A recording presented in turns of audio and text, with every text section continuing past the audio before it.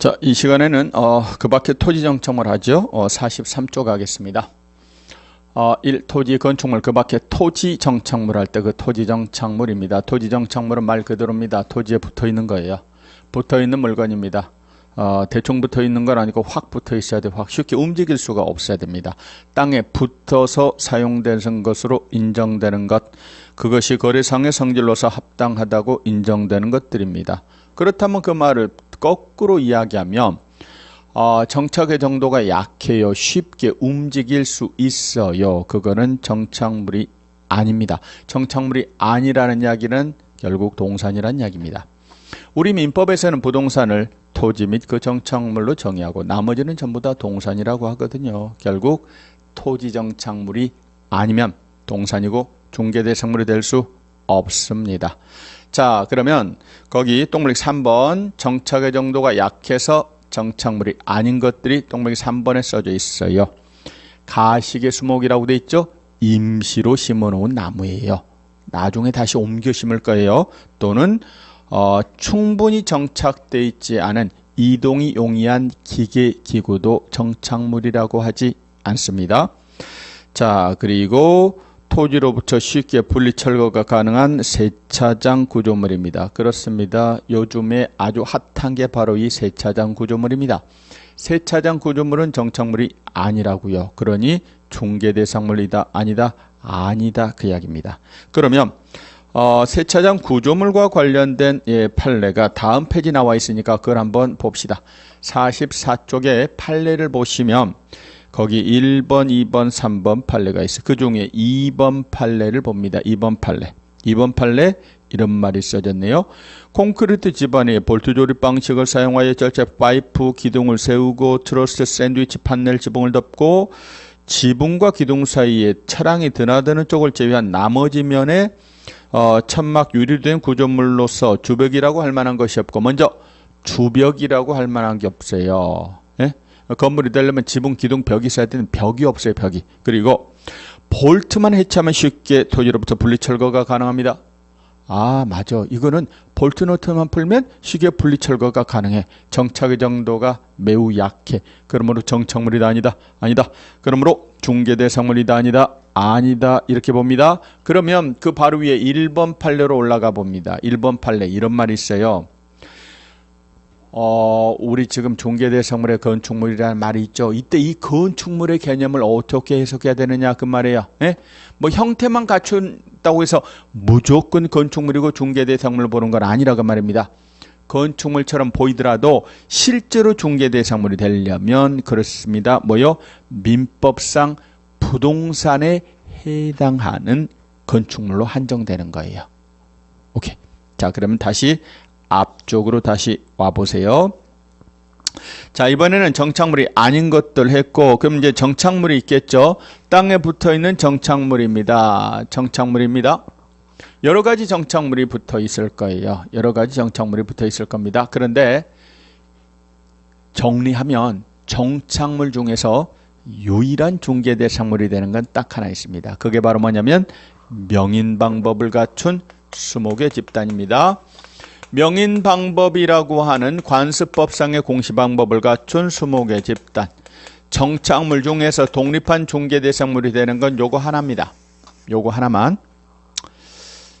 자, 지금 보니까 별 멘트 없이 별 조건 없이 중개대상물에 해당되는 것을 고르시오. 그래놓고 박스 안에 토지 정착물이라고 써져 있으면 그건 중개대상물입니다. 우리 법 3조에서 정의했잖아요. 자, 그런데 구체적으로 들어가 보면 그 중에서 명인방법을 갖춘 수목의 집단만 중개대상물이 되고 나머지는 전부 다 중개대상물이 될 수 없습니다. 자, 그러면 대표적으로 거기 똥벽 2번의 기억을 보세요. 땅에 붙어 있는데요. 토지하고의 결합 정도가 너무 강해요.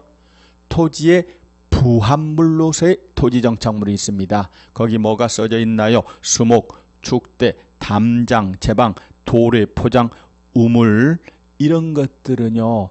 토지하고의 결합 정도가 너무 강하다니까요. 뗄래야 뗄 수가 없거나 뗄 수는 있어도 너무 많은 경제적 비용이 발생한다 그 말입니다. 예? 지금 토지 정착물 가운데서 토지하고 별개의 거래 목적물이 되려면은요, 독립성이 있어야 되는데 이건 독립성이 너무 약하다 그 말입니다. 예? 그리고 부동산으로 정의될 수가 있어야 되거든요. 독립성이 있을 것, 부동산으로 볼 수 있을 것. 그런데 이 부합물들은 너무 강하게 결합이 돼 있어. 독립성이 없어요. 토지 그 자체로 보시면 돼요. 독립한 종계대상물 이다 아니다? 아니다 그 이야기입니다. 자, 그 다음에 보니까 리은은 보니까 명인방법을 갖춘 수목집단이 있습니다. 또 명인방법을 갖춘 미분리과실이 있습니다. 또는 명인방법 등을 갖춘 또는 갖추지 아니한 농작물 등이 있습니다. 얘네들은 독립성은 인정되지만 이 중에서 부동산성을 갖고 있는 것은 명인방법을 갖춘 수목의 집단만 부동산성이 있다고 보고 우리 시험 문제에서는 얘는 독립한 종계대상물로 봤어요. 그러나 나머지 이 두 가지는 부동산성이 너무 약하다고 봅니다. 그래서 대부분의 견해는 독립한 종계대상물로 보지 않습니다. 자, 그럼 참고로 명인방법이라는 말이 나왔어요. 이게 무언가 한번 알아봅니다. 참고로 알아봅니다. 43쪽에 밑에 보시면 내용 플러스 명인방법이라는 게 있죠. 명인방법은 지상물을 토지로부터 분리하지 않고 땅으로부터 따로 분리하지 않고 토지 소유권으로부터 분리하여 그 자체를 독립해서 거래하는 데 이용되는 관습법상의 공시방법입니다. 명인방법은 수목집단 또는 미분리과실 등의 소유권자가 누구라는 것을 외부로부터 명확하게 인식할 수 있도록의 앞 이 두 글자를 따서 명인방법이라고 해요. 명확하게 분명하게 인식할 수 있도록 공시하는 일처방법을 말합니다. 임야 여러 곳에 경계를 따라 거리를 두고 나무 껍질 깎아서 소유자 성명을 묵사한다든가 새끼를 눌러주고 소유자 성명을 표시하는 목차를 세우는 방법이 있습니다. 단지 같은 동네 사람들이 소유자를 알고 있다는 사실만으로는 명인방법이 되지 못해요. 그 나무 임자가 누구라는 것을 동네 사람만 알고 딴 사람들은 모르면 그런 건 명인방법이라고 하잖아요. 누가 와서 보든지 간에 이 나무는 누구 거구나 라고 명백하게 인식할 수 있어야 됩니다. 특정되어 있는 목적물이어야 되면 현재 소유자가 누구라는 것이 명시돼야 됩니다. 그리고 공시방법이 계속 존재해야 되는 등 불완전한 공시방법입니다. 토지와 분리하여 소유권은 인정되나 저당권 등 타권리 목적은 되지 못합니다. 결론. 오로지 무엇의 목적만 된다고요? 소유권의 목적만 돼요. 타권리 목적은 되지 못합니다. 사실 명인방법이라는 게 공시방법치고 너무 약하거든요. 목차를 누가 뽑아가 버리면 알 수가 없어요. 오로지 소유권의 목적만 됩니다. 거꾸로 막말로 말하면 등기부 없어요. 등기부가 없는데 소유권의 저당권 등의 다른 권리의 목적물이 될 수는 없겠죠. 자, 지금 봅시다. 산 24번 이 토지가 있습니다. 땅 임자 A씨입니다. 이 양반이 말입니다. 그 땅 위에 소나무가 자라고 있는데 이 소나무 금강송을요 B라고 하는 자에게 처분하고자 합니다.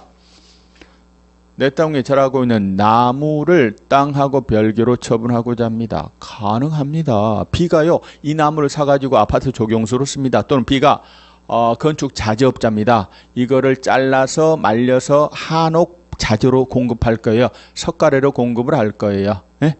기둥으로 공급을 할 겁니다.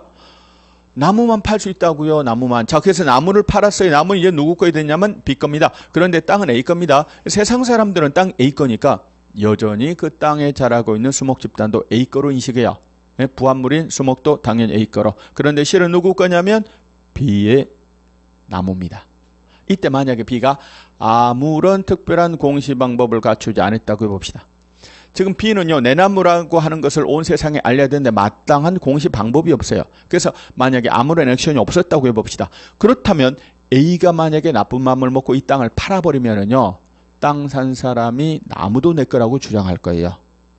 자, 이런 걸 막기 위해서는 B는요 이게 내 나무라고 하는 걸 공시해야 되는데 마땅한 공시 방법이 없어요.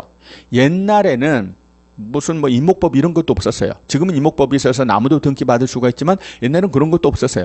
그래서 불가불 내 나무라고 하는 것을 어디에 표시할 수밖에 없냐면 현장 가서 표시할 수밖에 없어요. 그래서 나무 경계를 따라서 대표적인 나무 몇 그루 껍질을 깎아내고 소유자 성명을 묵서, 근데 요즘에는 묵으로 쓰는 게 아니라 페인트로 쓰겠죠. 페인트로 쓴다든가 새끼줄을 치고 노끈을 치고 철조망을 치고 소유자 성명을 표시하는 목찰